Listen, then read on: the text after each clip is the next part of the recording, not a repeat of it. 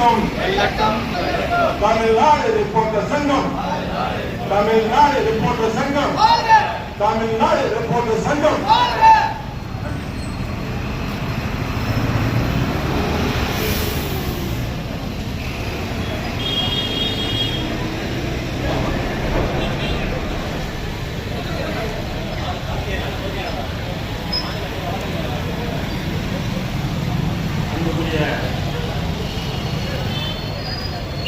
இந்த கண்டன ஆர்ப்பாட்டத்திற்கு வருகை புரிந்திருக்கக்கூடிய